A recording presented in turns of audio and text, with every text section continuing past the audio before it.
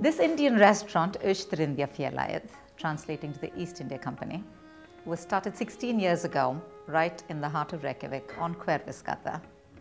The name translates to the East India Company, and the idea was to create the same kind of impact on Indian cuisine here as the East India Company had done in the Indian subcontinent.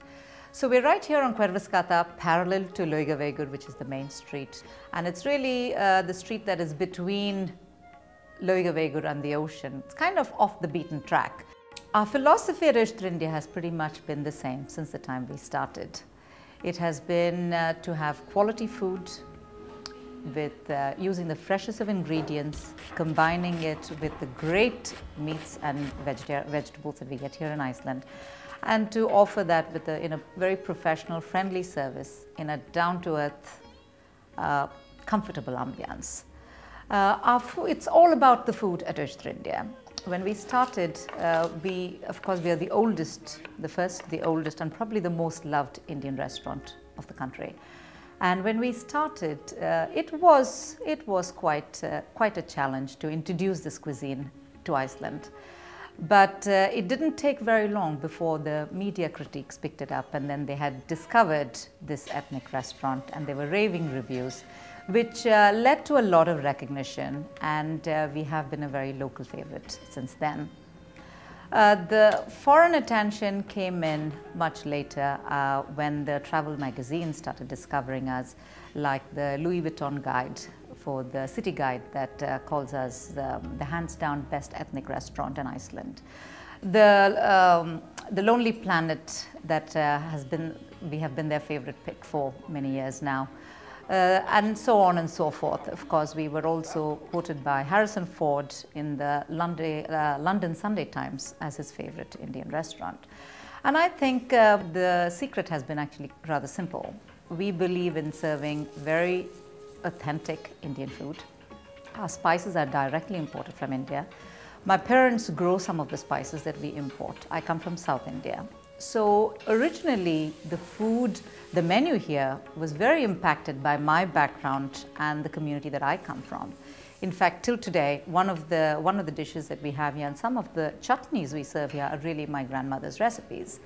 So over the course of time, of course, we have evolved, and it has become an establishment where we have 5, 6 different chefs, and we choose them, we select them from different regions of India. And thereby they bring their expertise from the regional cuisines. And so we have a much more of a rounded menu today at Austur-India. We feature dishes from different regions of India. When we then introduce it to the Icelandic seafood or lamb, the creation is just miraculous. The blend is so perfect. Nobody would think something as far apart could blend so well together. And in many ways, for me, this is nothing, it also represents for me, my marriage. I'm married to an Icelander, I'm from India, this is my background, my family is into the spices and the coffee business. And here I feel that I've carried a lot of my culture with me. And of course, when we started it, I needed a piece of home here, I needed my food. And so it started more as a passion.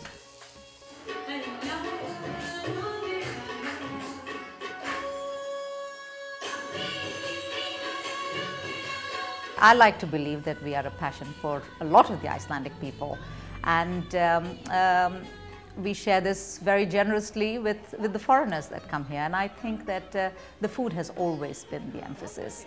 The ambiance is comfortable, it's casual. You could come here dressed up or dressed down and you would still feel very comfortable. But to think that we can offer this cuisine and for people to leave Iceland thinking that they've had the best Indian food, it really just is the blend of the local ingredients with a far-off spice.